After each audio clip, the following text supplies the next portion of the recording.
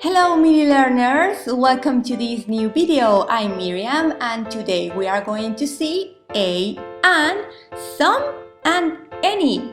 Hola Miri learners, bienvenidos a este nuevo vídeo. Yo soy Miriam y hoy vamos a ver a, an, y some y any. Let's start. We are going to use a before a consonant sound.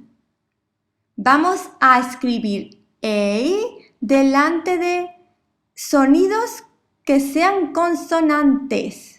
For example, a fish, a house.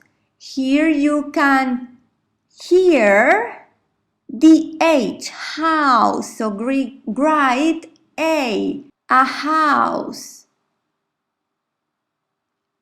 A-N, it's going to be before vowel sounds. For example, an airport, an ambulance. N lo escribiremos delante de sonidos que sean vocales.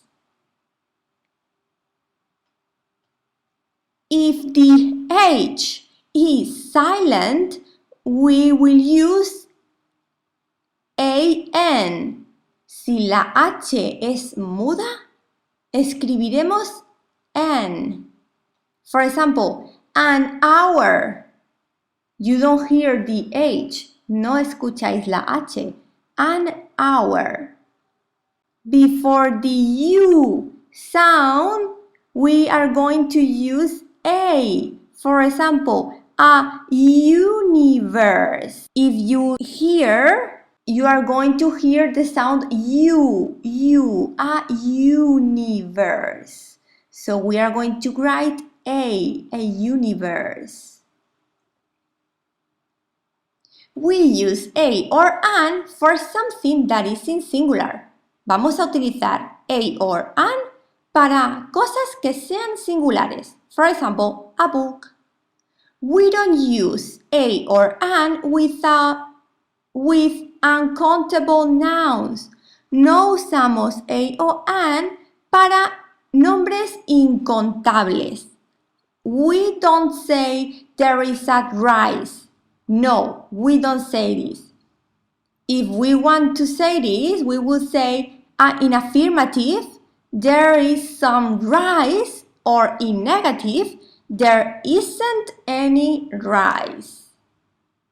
En afirmativa, pondremos some y en negativa pondremos any para nombres incontables. For plural nouns, we use some and any.